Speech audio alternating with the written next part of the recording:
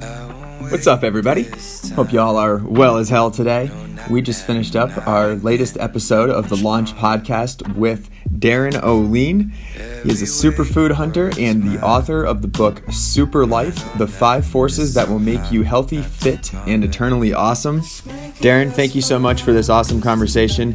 It was really a gift to be able to talk with you about these important topics, and we learned so much. We hope that the listeners do too, and we also hope that the listeners hop out there onto the old internet and find your book and purchase it. It is really an awesome guide to follow. We hope this episode of the Launch Podcast inspires our listeners to go out and go ahead and live your most full super life. And we also hope that it challenges you to take a baby step, whether it's towards drinking cleaner water or more water, to eating a bit healthier, to exercising a bit more, or maybe to learning more about breathing properly, any of these things. So go out and live your super life. Feel free to tag your photos, Launch Living, and we got your back. We're here to support you guys. So let's do this damn thing. I'll see y'all at the top. Finally, one last thing, new music on this episode. We are stoked and of course super grateful to be playing the fine tunes of artist No MB. That's N-O-M-B. All right. Check it out, Spotify, iTunes, anywhere and everywhere. Awesome stuff. We hope you enjoy it. And thank you so much, No MB, for letting us roll these tunes. Let's do this. Enjoy, everybody. Much love.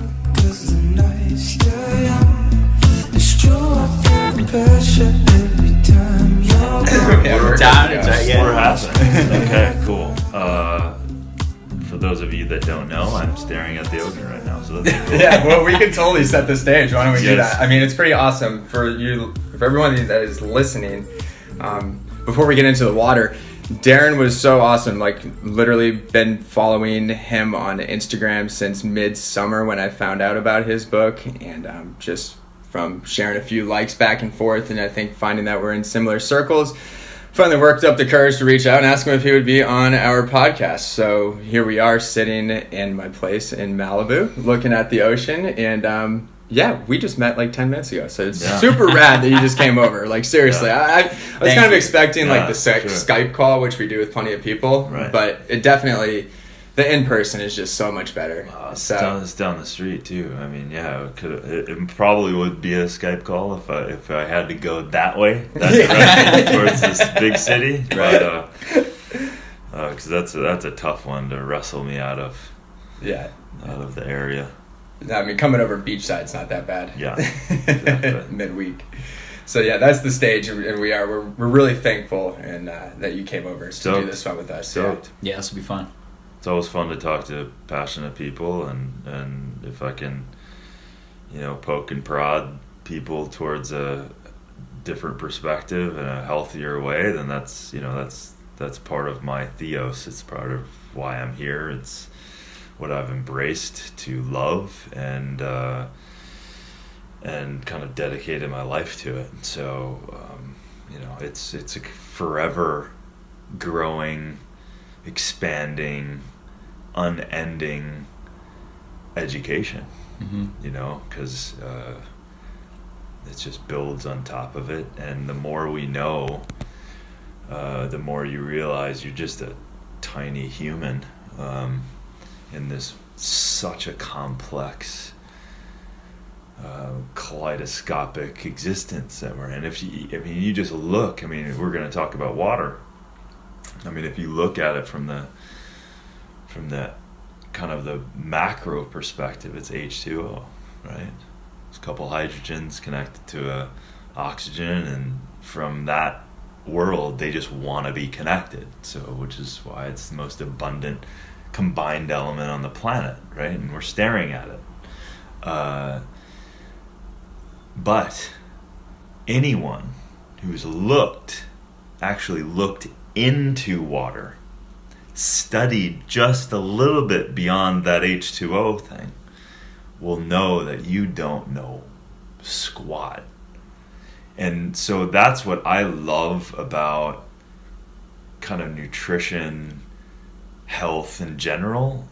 If you're willing to look through and into those layers, you have to come to the realization that you don't know shit, and that you need to be humbled by the reality that there's something infinitely greater than you and your tiny brain to grasp.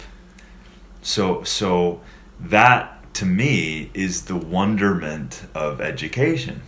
It's the wonderment of, and the curiosity of this stuff. Like, I can read every day and learn something. I can explore something in another country and walk away. I mean, in a certain sense, I think I'm creating my own PhD program and understanding what I care about.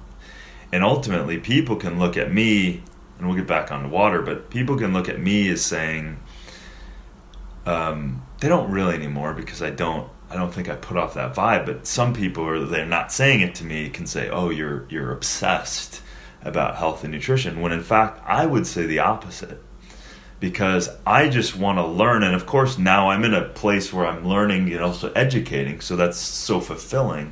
But in terms of me personally, of course I'm educating and I'm learning because it's my body, right? Because this vessel we get to use. So my point of view is, the more I understand, the more I implement habits, i.e. drinking enough water, i.e.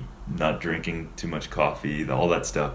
If I implement things that support this being that I have, this entity that gets to journey with me, then if I line those things up, then I ultimately don't have to worry about it.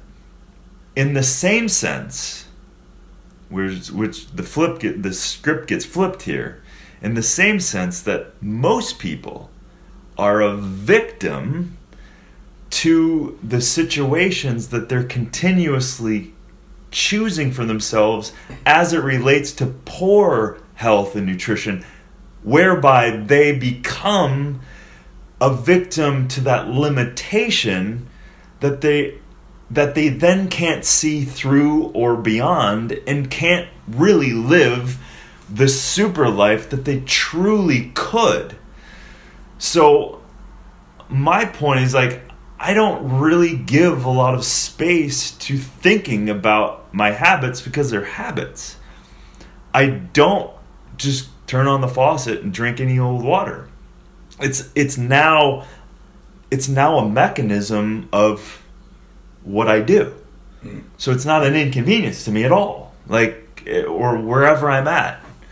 The first thing I do is I find a grocery store that I can get fresh stuff at, no matter where I'm at. If someone can find an excuse to not eat good, it would be me. I've been in fucking weird places all over the world. Totally. You know what I mean? Totally. So it is those habits that are then ingrained that, yes, they could be inconvenient for a period of time, but once they align with you, obviously the good ones that then support all of you, mentally, emotionally, physically, spiritually, then cool, there's no inner conflict anymore, and then you can set out to then have this abundance of life-giving energy, enthusiasm, passion, to then, I say, to then have more space to receive more, but also then give more. Mm-hmm. So if I'm not consumed by the limits of my body that's going to demand attention, demand it, because we all know if you get sick, guess what demands attention? Your body going, I need to stop everything and get better. So on a bigger level, on a chronic level, people are eating, the standard American diet and going, hey, I just want to live. But you're actually not accessing the full potential of you or your body, whereby you can't even see through that forest. And I really love your message of just try it for a little bit and see how it feels. Right. Because so many people, myself included, until I made a significant change a little over a year ago now to eat the way I am. I didn't even know what it meant to feel better. I thought I already felt great, right? I was at the time still running ultra marathons, just fine, I thought. But recovery-wise, all of that, it only got better once I tried something new, which was eating healthier, plant-based. It literally took about a month for 10 years, 15 years of damage to, for that to heal up in about a month. It's just remarkable. Exactly. And it really is. It's like you got to take that, I think, taking that step back and seeing what feeling better, it's like you have to commit to some extent to see what it's going to be like. Sure. So, well, and that's the perfect thing, because so many people don't want to inconvenience themselves. So then they just sit back and then, shout out their points of view about it when they haven't really, done it themselves. Or, buying into some cultural weird ass fad or something, and that's a challenge we're all having in terms of, we're dealing with, it's funny, I'm not going to get into it, but the political side of the fake news, but there's tons of fake news within the nutritional world. It's like information overload. Yeah. It's like, right. What's the right information and how do I implement it in my life? A normal person's not going to reverse engineer that conflict of interest of that big pharma that funded that study and manipulated the study to say that butter's good for you.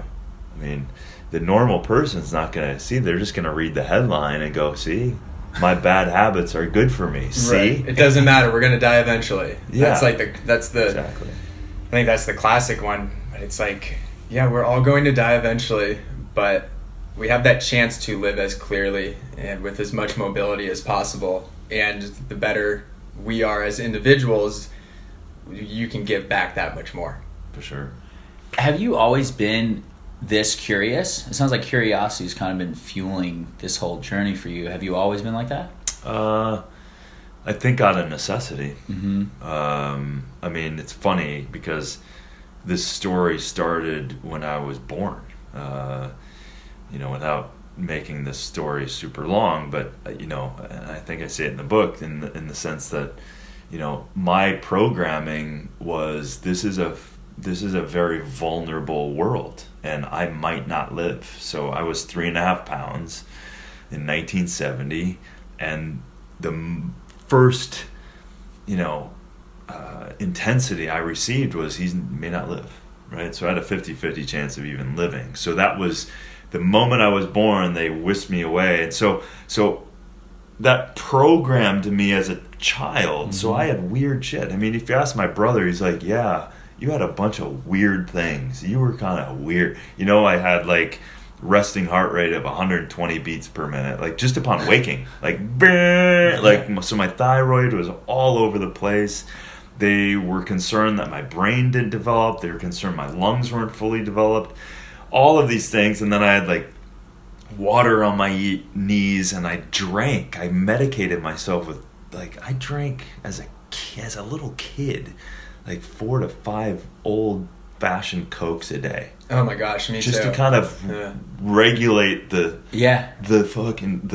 self-medication Ritalin kind of ADD that I, but it really was just I didn't feel comfortable, and then to answer your question more directly was I did a cleanse when I was 13 that informed that was the first what I'm eating is affecting me, and it made an imprint. But I was a regular kid, and then it was when I kind of picked up my first dumbbell and realizing, this thing by what we're eating, this thing by what we're doing with it is malleable. It's not set. So, I can change my view by what I do. So then by the action, and kind of the Minnesota blue collar kid goes, I can do something about it. Let me do it. So then I kind of never turned back from there. So I just built myself up, and I just, I played college football and all this stuff.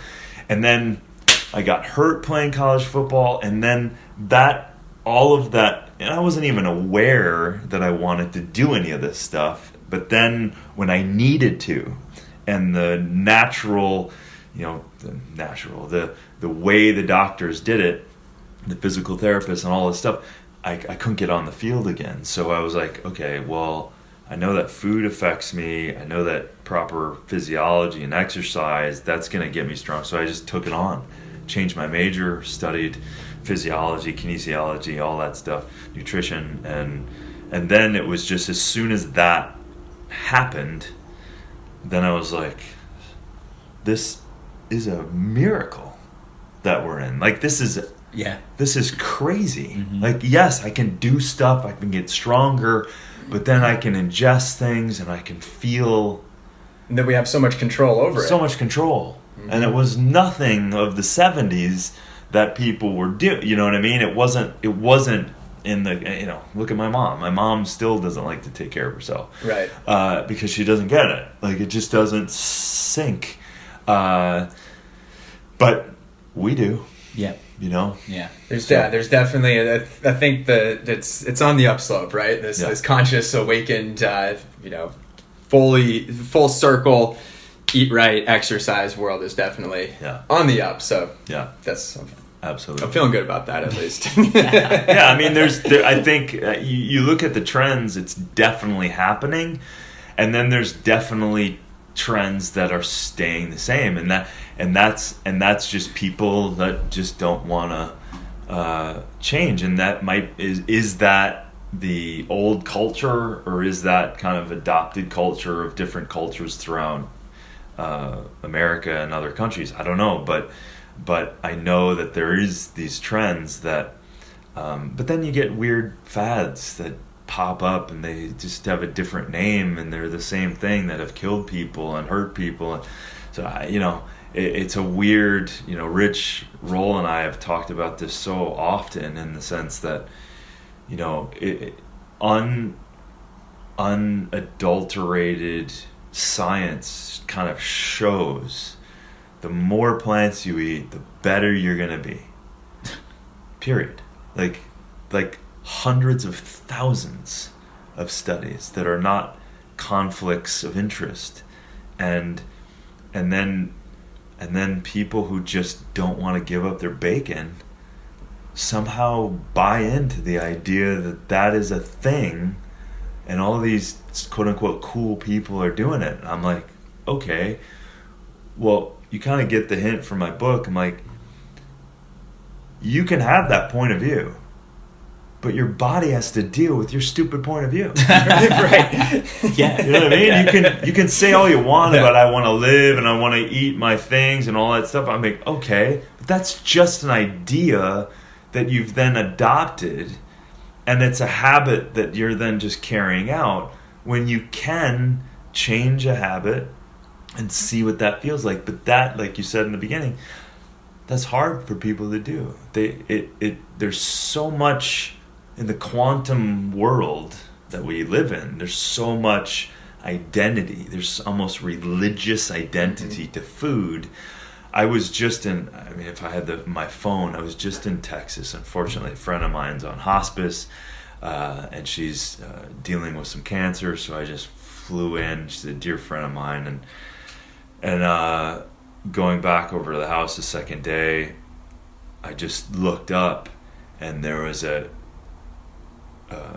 truck, which I love trucks. I got a Ford Raptor. I love my truck. Very fun truck. Right? So, but then it was Texas plate, Texas Longhorn right next to a sticker below it, and it said something to the effect of,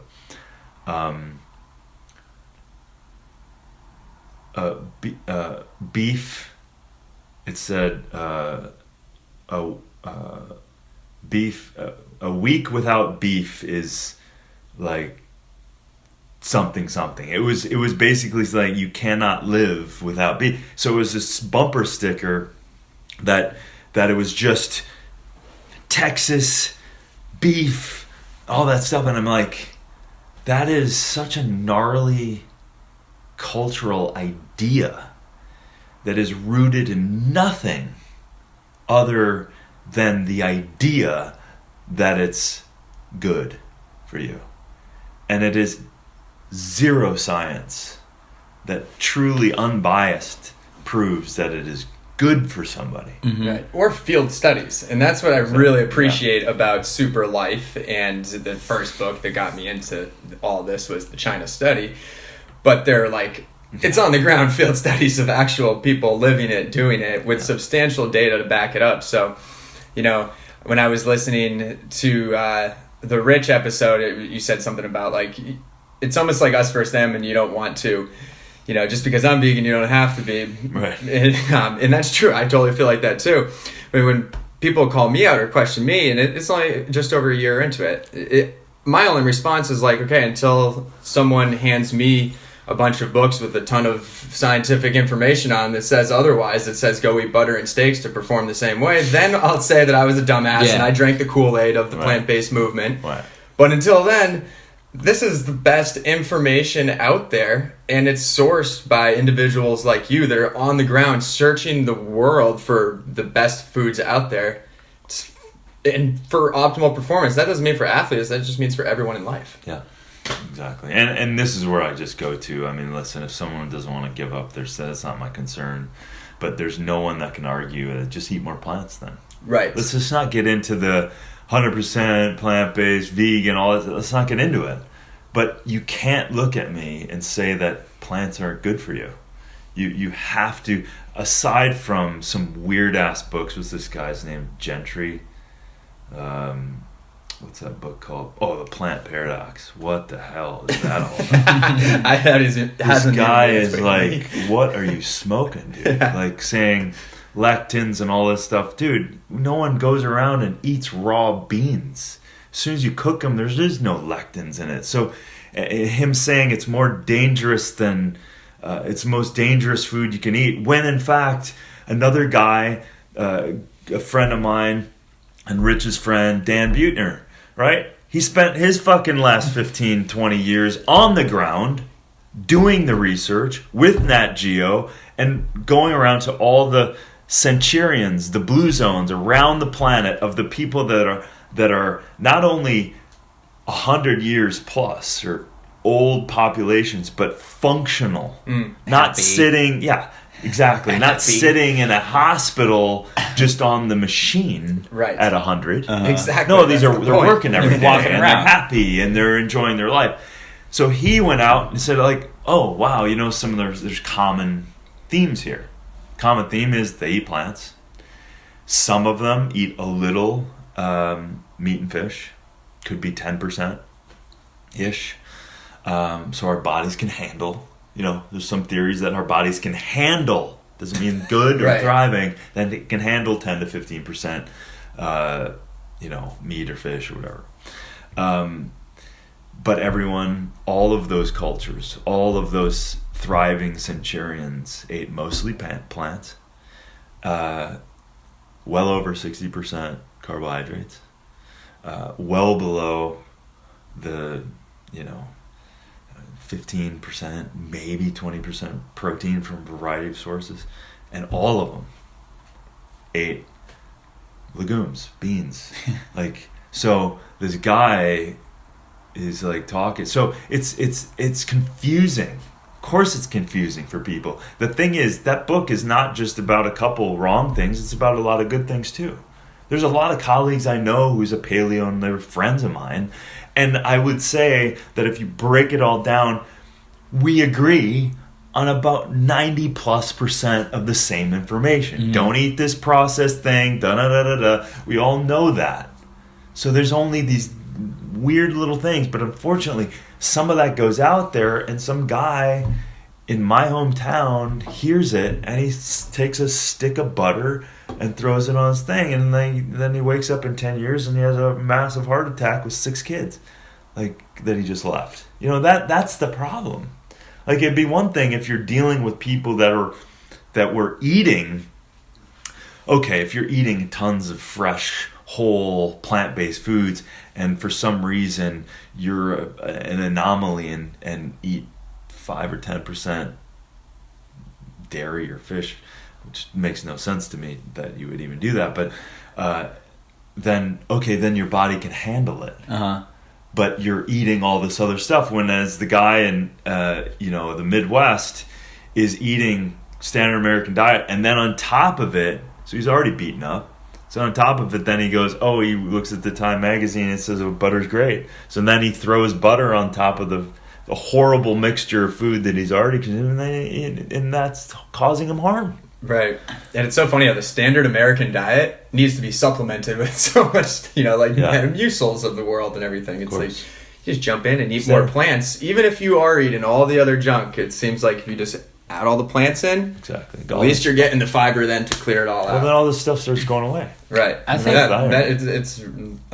you're legitimately a food medicine man. Yeah. And I think it's really important that we as human beings kind of treat ourselves like a science experiment, and that we're going to, try things and then check in with ourselves, see how those things make us feel. I mean, that's what ultimately gotten me to eating completely plant-based as well. It's like, well, I feel like shit after I eat this, so I'm just not going to eat that. Right. And I'm going to eat more of the things that make me feel good. Exactly. And then you just kind of, like you were saying earlier, wake up to feeling really good, and you didn't even know you could feel that good. Right. You only know what you know at the time that you know it. And, and it certainly has to do with feelings. Because if you think, like you said it, like if I thought I was feeling good, but then all of a sudden I just took this quantum leap and I feel so much better. And you're like, whoa, I didn't even know. So you're talking to people that they haven't been willing to do what you just said. They're not willing to kind of change it up and be willing to just try new things. They're sitting back going, I feel okay. But I don't want to try anything because, I feel okay. That's good enough. I just don't know how you could say good enough in this thing called life that we have. Because there's so much you just don't know. So much you don't know.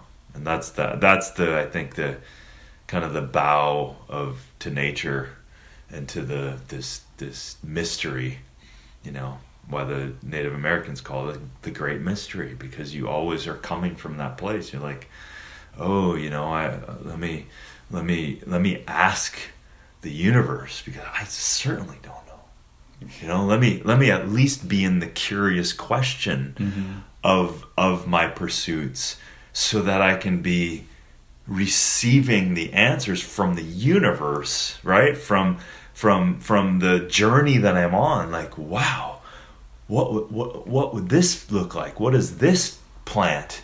Then I ask someone, what is this? You know how many times I've discovered something and it's just having lunch with a villager in the middle of nowhere? I'm like, what is that? Like one of the first times I ran into moringa, one of the greatest superfoods ever. It's got more packed into that little leaf on an ugly tree than anything I've ever seen in my life. And it came by way of what is in that food that you're making. Oh, that's from that tree. What is that tree? Oh, it's called moringa. What? Tell me more. Yeah. And then all of a sudden, 6 continents later, I'm looking at it from several different directions. But the point is that if we don't stay into that curiosity, then we're just cutting ourselves off and not receiving any more of that information. So that's the problem, because you're dealing with a population. It's a rare person that wants to do that, because it's sometimes it's uncomfortable. There's some periods of time to. Isn't that weird? It's food. It seems like is one of the most uncomfortable things to challenge somebody on, is what you're putting into your body. Well, it's the same religion and food. Yeah. I mean, it's so intense. That's why when I start. Yeah. So when I know people are in the audience or paleo or keto or CrossFit or whatever, that's what I say. I'm a vegan and you don't have to be, because it just turns their wanting to attack me off, because I'm not interested. If you want to attack me, I'm not. I'll fight, but I'm not going to fight that. Yeah, there's you know what I mean? Like there's time for me to go to battle, but that's not it.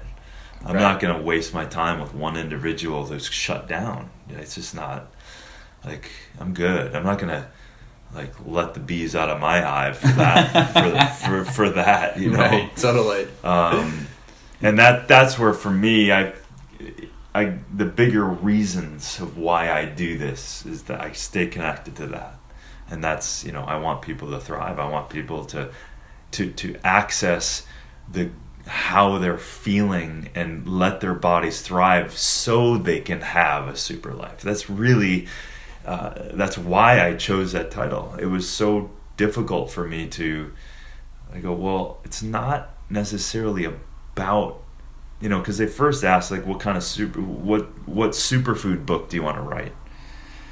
And yeah, it would be cool. I could talk about adventures and all that stuff too. But I'm like, yeah, but it's so much bigger than that. Like that's just a part of it. And so I'm just running around the planet to make sure to do the best I can to make sure that superfood is as potent and as powerful as possible. And along the way, the people are happy and healthy that are creating it for us. And that I love that. It has to be that way. And so that aligns with me so that people can have the dense nutrition so that their bodies can thrive. Ultimately, that's not my why. The biggest why is so that, yes, they can thrive and then have the freaking kick-ass life that they want. Hell yeah. Mm-hmm. I think that, I mean, myself included in growing up, didn't think that, you know, health and taking care of myself was ultimately going to allow me to live the biggest life. You know, you kind of just put it in these like buckets, but then once you come to that realization, then you can really tie it to a big why. Exactly. And then you're good. And that's you know, when like my wife and I have this party to go to tomorrow night. No, it's tonight. So it's an industry. She's an actress, and it's an industry thing. It's fun, but it's like, because her and I are always on the same page with stuff like that. So, you know, it's eating late. They actually chose Grasse di Smadre, which is nice. Really cool. Well. But we, you know, eating at 8:30, just not interested. I'm up early. I don't want to. So the point is that I don't, because of my big why, I'm not even remotely open to the criticism or having it affect me at all. Like, you know, but people don't do that to me anymore because I'm so clear. There's no target I have for that. Hey, they can say whatever they want. Doesn't matter. I'm not changing my morality or my ethics that are connected to my big why just because you're uncomfortable with, hey, I'm maybe bringing my own food or like, totally. Yeah. You don't have to. I bring my food everywhere. You don't have to. That's cool. I'm not even judging you. Right. Like, you do you, man. Yeah, stay in your lane. Yeah. Exactly. So and that's a cool thing about my wife and I. We're totally dialed in that way. And that ultimately what I see more is that when you don't have judgment over somebody about what they're eating in front of you or whatever, and you're just in you, honoring you, that to me, I see more people then lean back to me than I do if I came at them in some sort of way. Absolutely. It's like when I first went vegan, I think I made 5 friends and lost 5 friends, right? Yeah. It's like you got to find that balance of just it's doing you for the sake of. If they ask a question, I'll answer it. But I'm not gonna impose my points of view on people. Right. I have very good friends that I've had for 15 years, work out with, all that stuff. They don't eat like I do. It's not my concern. But at a certain time, they'll be like, yeah, I got this thing tested and I got this, I'm like, okay, do you kind of know what to do? Yeah. What do you think you're going to, you know what I mean? So then I can help facilitate. They ask me a question. Cool. Here it is. Here's some information. Other than that, you can eat what you're on. It doesn't mean I'm not going to be your friend. Right. You know? It all goes back to that. You're making yourself better. You can make other people better. Exactly. And then you have more energy to give. For sure. Well, judgment sucks. Yeah. Judgment sucks both ways. Judging somebody and the person being judged is a low vibe. Totally. It's a dark world. Yeah. And you'll never some of the problem for me is not problems, but the things I just don't fight against are, there's no part of converting people by shaming people. Mm-mm. And that's it's easy to do, and I don't agree with all the vegan people Right. blasting people with stuff. I don't like it, but I also am not going to fight. I'm not going to try to step on them and say don't do that. Like maybe they have helped certain people, and maybe they got their way through shame and judgment, but I just don't. It doesn't feel good. I don't want to run around and judge people. It's not I'm not their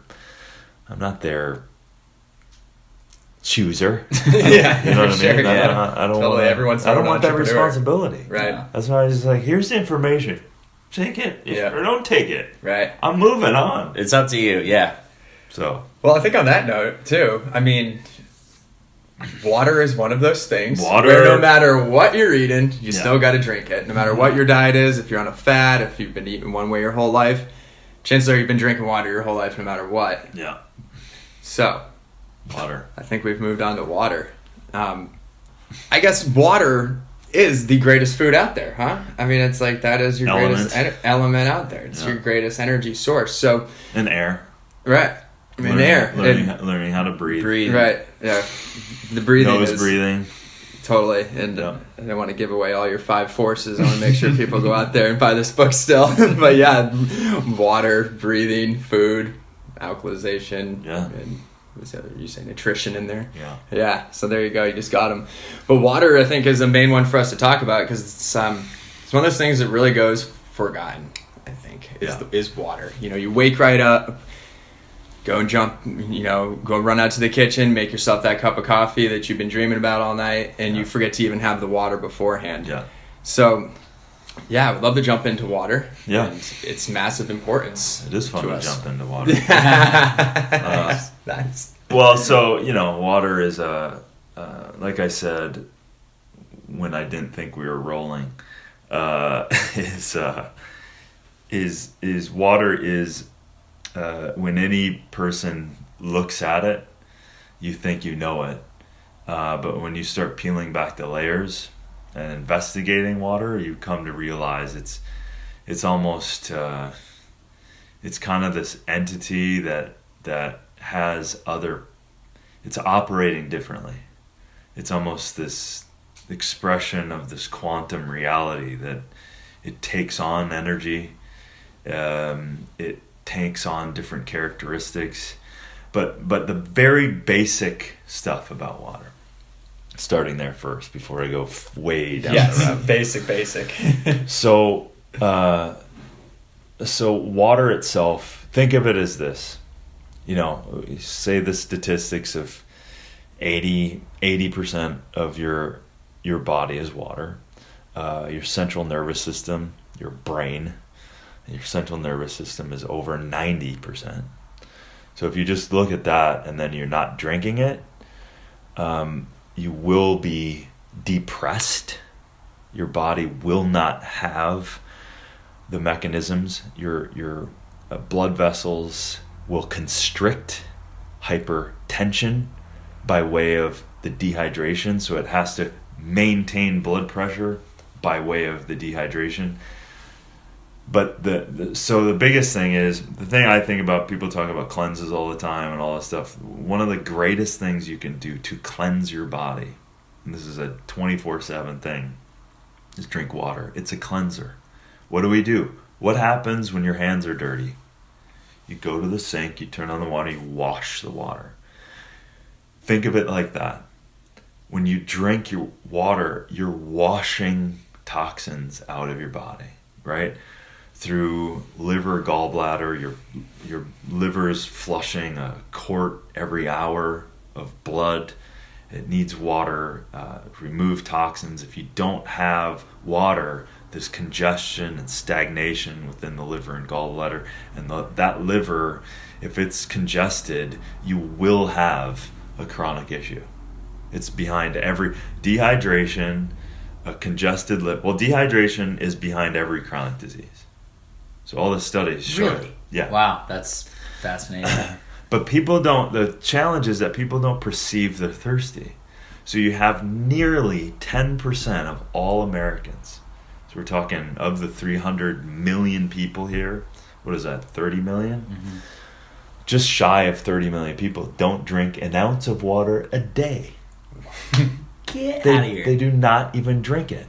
So your reptilian brain just goes, all it knows is you don't have water. You don't have it. So shut it down. Shut down the incessant need for it, because it will distract you from surviving. Right? So it wants to stop that so that you can go and figure out where to get it. Wow. But yet every day you don't get it. So what happens is the osmotic flow of water is there's a cell, and that sodium, potassium, and electrolyte pump that goes back and forth is keeping the water in and out of the cell balanced. The moment you don't get enough water, the water inside your cell pushes out. It pushes more water out to conserve it. So it's always that same thing. You see edema in someone. That's pooling of water. That's a very severe cellular drought. And Andreas Mortis, an amazing guy, he's passed away, amazing naturopath, termed that cellular drought, because I always talk about cellular health, right? If your cells are healthy, you're healthy, which is a distraction when you're talking about all these macro nutrients and all this stuff. It's kind of a distraction. Yeah, you need to be balanced with that stuff, but it's really, what are your cells doing? Are you eating and thriving for your cells? Because if they're balanced and happy, then you will be. So over time, you don't really perceive it. Your cells just continue to throw out more water to conserve and to basically create. It's a drought. Your body's in a full-on drought mode. And then your brain signal, it shuts it down. So then you just continue, and then from a sensory perception, you just grab your next, coffee, which some studies show that every cup of coffee, it takes away 3 cups of water as a diuretic. Wow. So the nerve toxin, which is coffee, right? The caffeine is a nerve toxin. That is a toxin that your body wants to get rid of, and to get rid of it, it needs water. So back to that cell goes, oh shit. So what happens when you pee more? The water didn't come out of and pour down your head. It came from within your body. Your cells, your inner balance of water inside your cell gave up more water to deal with the toxin. So your optimized cellular function has now just hit the toilet. So now if you're doing that every day, you're just drying out in a slow way every day. So you can't. So think about that. If what I said, like the universal solvent, right? The cleanser. If you don't have enough, it's like putting out your trash, and then the trash man decides not to come for a month because you don't have enough. You don't have it to wash it away. So what happens? All your trash is sitting out there, and what shows up when a lot of trash is rotting on the street? Vermin, bacteria, the environment changes. So here's a very important point, which is massively the cultural flip that we've bought into. The AMA was built on a lie. The American Medical Association was built on an absolute lie. Louis Pasteur was a good orator, speaker, influencer. With Alexander Fleming, they came up with penicillin. Oh my God, it's the end of all disease. Take this and you will be healthy. Antoine Becamp, a French microbiologist who was a badass, actually did the work. Mm-hmm. When Louis Pasteur was saying, hey, you you catch this, and then you just, you can take a medication and we're fine. And Anton Bekemp was like, what? That's not how it works. The environment that we have in our body either invites bacteria, virus, disease, or it invites it out. So when you have, going back to the water, if your water is flushing out and removing toxins, yes, with healthy food and all that stuff, you're then keeping your environment healthy so that bacteria and viruses then deem your body temple as that intelligence of that bacteria. It's going to come in your body and say, hey, can I thrive here? From a chemical standpoint, from a chemistry standpoint. Mm-hmm. This isn't fairy dust. This is a chemical situation. Is it acidic enough? It has to have the right acidity for me to thrive here. It has to have the right acidity for me to thrive and mutate, therefore, i.e. cancer. All of these things are about environments. So the AMA was based in germ theory. You catch something. Isn't that sound like a victim? Doesn't that sound like you have to have something outside of this miracle that we have in order to be healthy? So in all of human existence, all of a sudden a guy in a lab coat is going to save us from all things and go against all of nature? When Anton Bekemp was like, he lost the argument because there was no money in it. He's like, no, keep yourself healthy and fit and all of these things, whatever he said. Mm-hmm. But your environment invites that in or not. So anyway, it was a long out of water, but I love that analogy. Yeah, that was the trash. Yeah. That just clicked for me. So thank you. Yeah. So that's one of the most fundamental things that you can do with water. Think of it in that way. You're flushing your body. Okay. There's also energy with water. There's also elements, electrolytes. We need electrolytes in order for cellular conduction, right? There are 70 to 100 trillion little mini batteries of cells, and they're conducting themselves through electricity. That's their central nervous system, right? So you have to have the right electrolytes. So those are things to consider in water, and I'll get into how to summarize how to, have and create good water. And then you have things like the presence of, I'm going to go down a rabbit hole, but so the bottom line is, if you're dehydrated, you are running the risk of setting yourself up for a diseased state, creating yourself as a system and a body that is amply ready to host disease, right? So by drinking great water, and again, a half an ounce at minimum per pound of body weight is the target. The problem, here's what will happen when people, that person in America who doesn't drink an ounce of water, if they drink it, they might even feel a little nauseous, right? Because their body has gotten so dialed in to the preservation it doesn't trust, because you've been putting it in that situation for 5 years, 10 years, whatever. It doesn't trust that water source will be there. So it can't fully receive it. So you have to practice, and you might pee a lot and all that stuff for your body to start utilizing it on the most periphery level. Mm-hmm. And the thing is that people, the number one thing, when someone has a lack of energy, 99% of the time they're lacking water, right? Yeah, that simple. Simple. So, we reach for this stimulation. Keep in mind, when we reach for the stimulation, we're further dehydrating ourselves. And we're reaching for the stimulation of the coffees and the teas and the sports drinks and all that stuff. Things are also acidic. This also brings us into high sugar stuff, high meat, fish, dairy, eggs. All of that's acidic. Acidity needs water, which is diuretic. So all of these, so high proteins is completely diuretic. It requires so much water to process.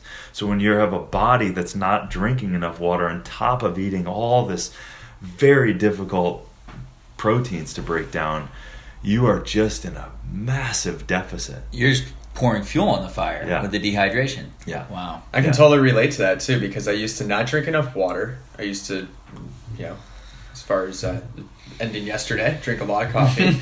But rewinding even further back, like over a year ago, I wasn't eating the foods that gave me enough water, once aided in alkalinity, right, and all of that. And prior to that, I've mentioned it before on the podcast, I literally suffered from acid reflux for somewhere between 10 and 15 years of my life.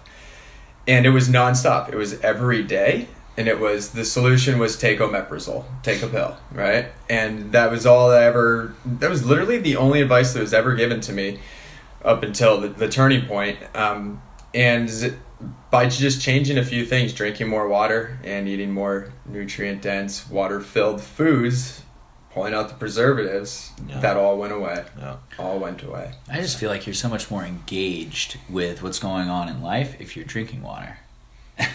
Well, your brain and your nervous system and everything's turned on, and it's not compromised. So you're fogged out. I mean, anyone who has a fogged or depressed, you're just not firing. That the water is a conductive source, and the conduction that's going on in the cellular communication needs to have those electrolytes, needs to have that water in order for the communication going on in the body.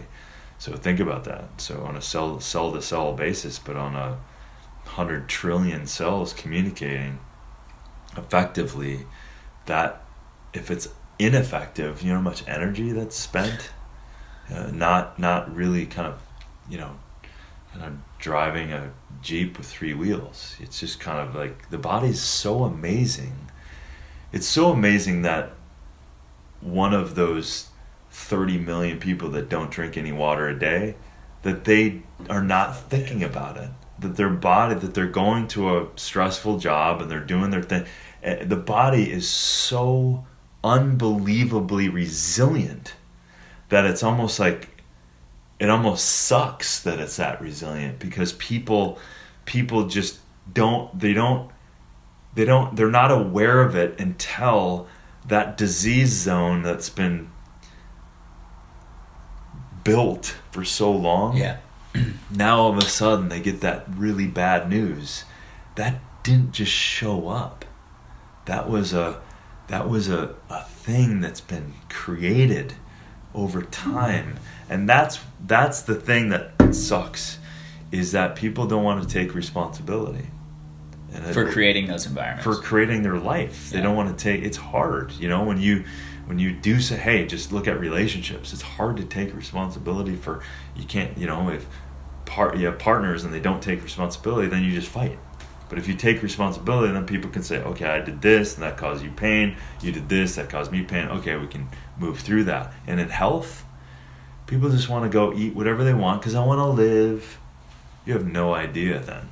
Right. Like you haven't, like you said earlier, you haven't tried, so therefore you don't know. So let's not have a conversation about it because you have been unwilling to try it. So I'm not going to convince you through your mind, because your mind's made up. If your mind's made up, then let's not have a conversation. No, it's not. So you gotta try new things. I think that's the big thing that I've learned over the past couple of years is if you're not trying new things, then you don't really know what you could achieve or what is possible. Yeah, and trying, like failing is awesome. Because failing gives you that feedback. Mm-hmm. Gives you enough hurt to go, okay, cool, what can I change? What can I do? I've failed so many times. Mm-hmm. I mean, like, money and people and this, like, stupid business choices, like, but it's like, man, I'm really happy where I'm at now. The valleys come before the peaks, right? Yeah.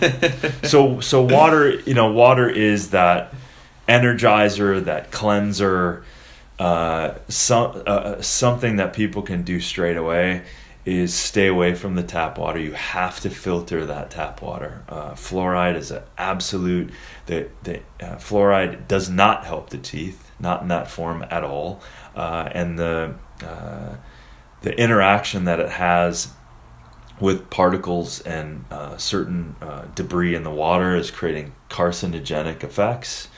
So the fluorides and chlorines, you have to filter that stuff. I always go to either distill it.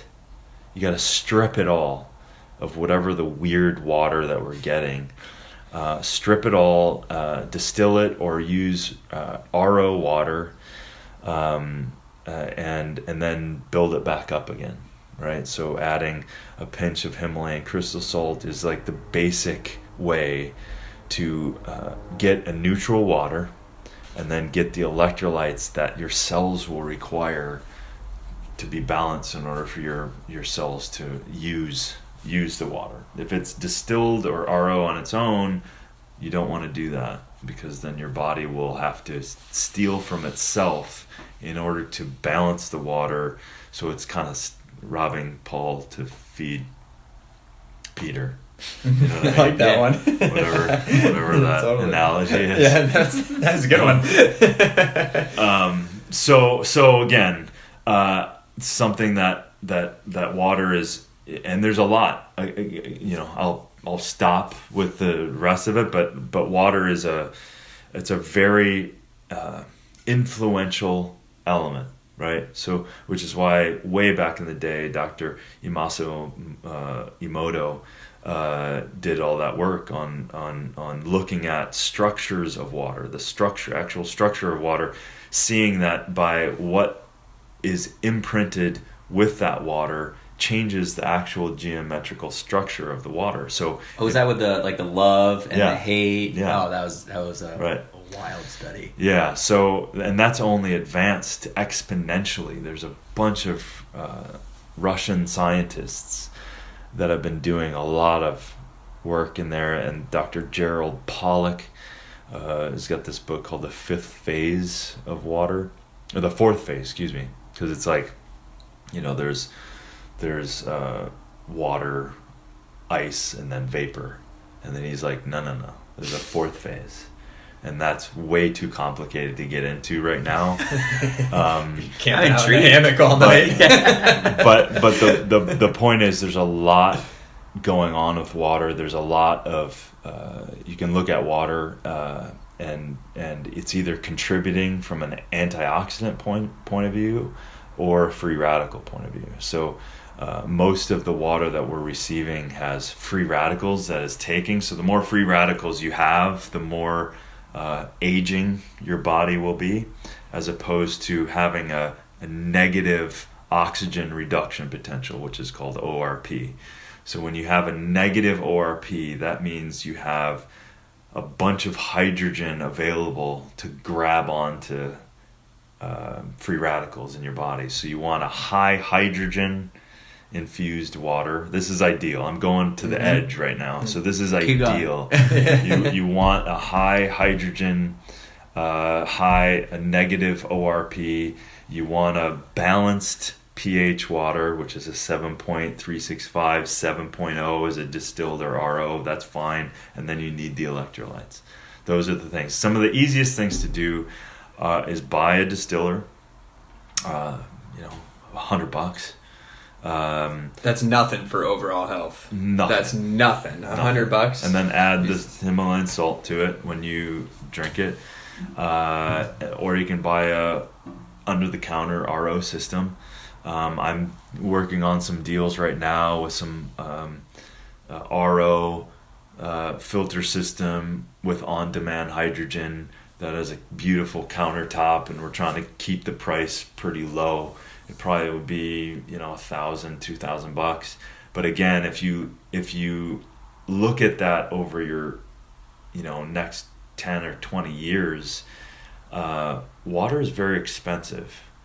And so you have to understand that if you're not filtering your water, you're insane. So you need to spend money on to get better water anyway. So you might as well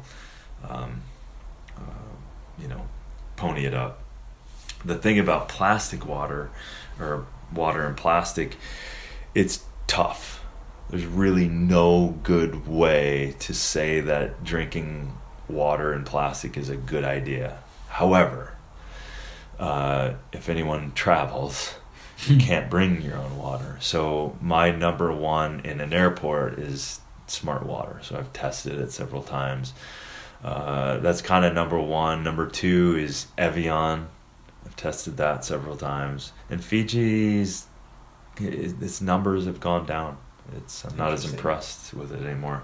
The thing also to, as a layperson, to consider is if you have to drink water in plastic, try to buy the hardest plastic that you can. That has less. So there's a very in order to make the plastic malleable, they took this synthetic estrogen, PCB, and plastered it to plastic.